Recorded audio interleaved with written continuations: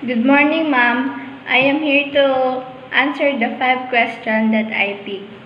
Number 1 is, what is a business letter? Is it still important in our present era? Justify your answer.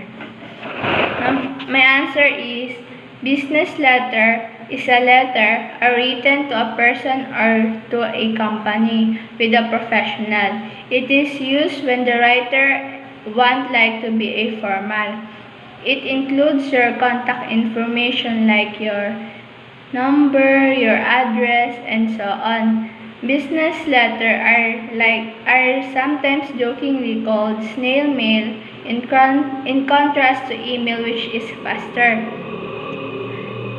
I think yes, it is still important in our era because when we are requesting to have a small business, these are the requirements that we need to submit in a person or in a company. Second question is, what is the relationship between communication and globalization? My answer is, communication is the way to leading to social being. Globalization is about the connected of people in the world, which is communication is using a way of communication. Communication help globalization to stay connected for each other. It also promotes the exchanging of idea and technology. Number 3 question. Briefly discuss the communication process, principles, and ethics. What are the most important things to remember to have a effective communication? My answer is, communication process of the people reacting to the behavior of the individual. It allows us to receive a message and information, verbal or non-verbal. We have two types of communication, the verbal communication and non-verbal.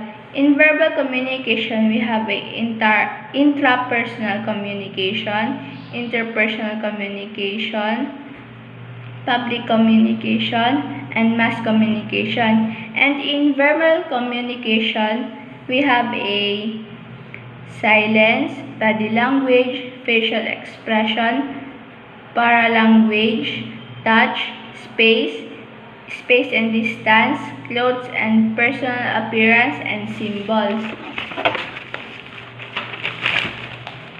When we are having a effective communication, we need to listen in our who are we talking. It is the most important. Always we have a open-minded in other things. Second, convey respect to the people you are talking. Be confident of your saying and be clear and be concise to understand your giving a information. Number 3 question is, when should you use ethics in communicating? My answer is to maintain our behavior in public speaking, to provide a honest and fact with a integrity, and have a confidence to speak that we truly want. When we are stating a fact and there has a consequence of behavior, it's to respect other points or view and tolerate disagreement. The last question is, discuss the process of writing for academic process. The academic writing process is more about knowledge.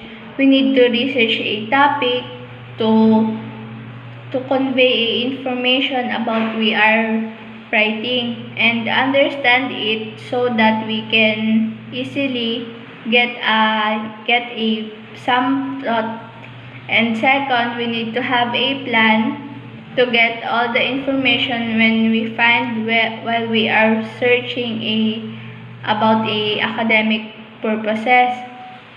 And lastly is we need to have an outline for writing to make it all clear and we need to understand it if we